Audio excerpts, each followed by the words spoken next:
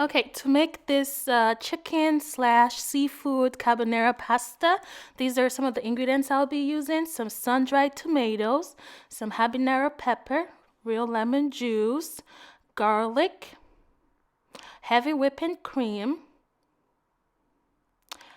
some butter, Swiss cheese.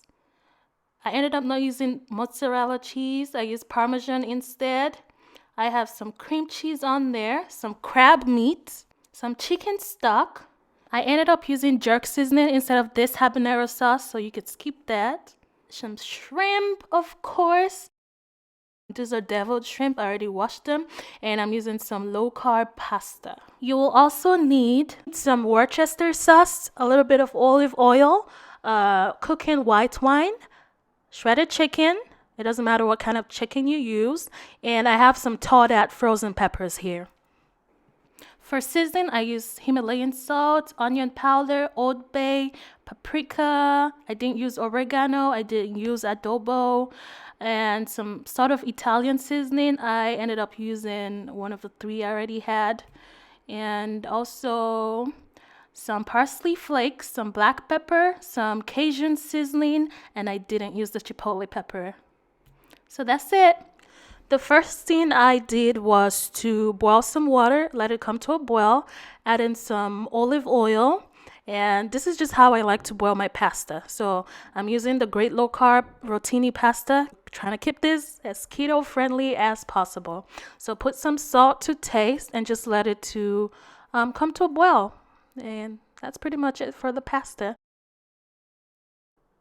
After you cook the pasta to your satisfaction, you're just going to strain the water and set the pasta aside because anybody got time for soggy pasta, right?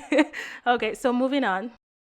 If you like some really juicy shrimp, grease your pan with some butter, no oil, okay? And just fry the shrimps on both sides for about 3 minutes each, and that's all you need. You can add a little bit of salt there later on after it's done frying. It's about to get real saucy in here. Let your red pepper simmer on an empty skillet to dry out all the excess water that we don't need, okay? I added habanero because I love it spicy. Trust me, you don't want to skip this step, okay? So when it starts to sizzle, that's when you know that all the water that we don't want is gone. Bye, Felicia. Add some olive oil. The pepper is going to start frying right away because we got rid of all that water. Stir it a little bit here, a little bit there, and we're good to go. Add 2 heaping tablespoons of garlic. I mean it when I say heaping, okay? And then add a 1/4 cup of white cooking wine, because we're making white sauce, okay? 1 cup of heavy cream. It could be like heavy whipping cream. It doesn't really matter what kind of cream you use. Just make sure it's heavy because it's about to get real creamy real quick. Oops, I spilled it, but we move on. Life goes on. Okay, we're back on track. I'm going to add 4 ounces of cream cheese, 6 ounces of Swiss cheese, and we're just going to let that cheese melt. And mind you, this is all done in medium heat, okay? You don't want anything boiling over here. Okay, I just went back to add some extra heavy cream because I spilled some and we need all that cream, okay? Just so you know. Stir it. You don't want it to boil, okay? Don't be like me. No snitching. So after the cheese is melted, put in 2 cups of chicken stock. I just use a store-bought one. You can use whatever you want. Add 1 tablespoon of lemon juice.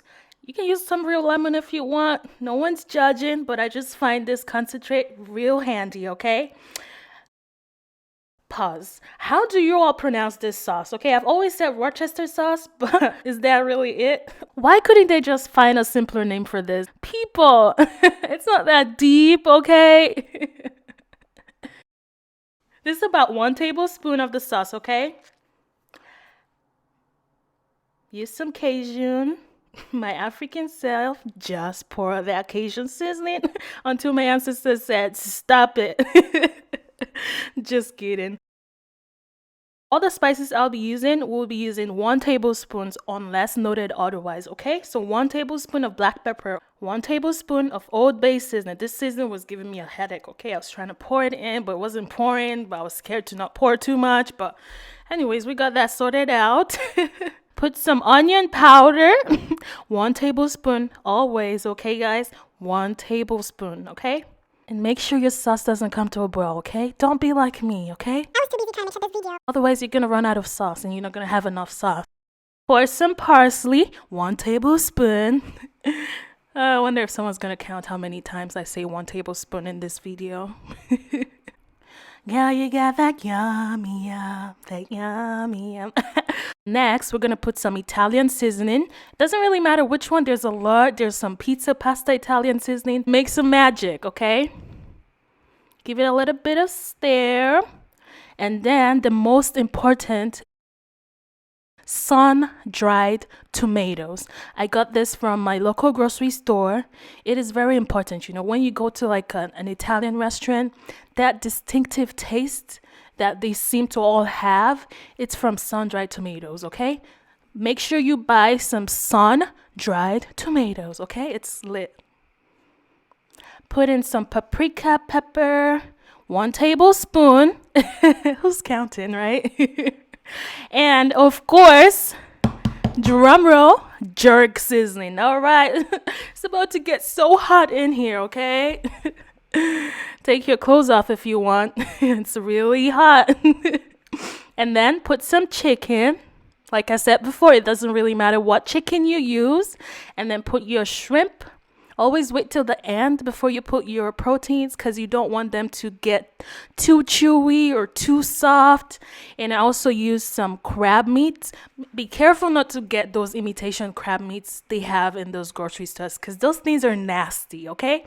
Some real crab meat, like this one. Add some Parmesan cheese. This is all I had in my cabinet. If you could use some real cheese, go ahead, sis, because that is it. It's going to be lit anyways. I put some salt to taste, depending on how much salt I have in my pasta. Just pour your pasta in the sauce. Mix it a little bit here, a little bit there.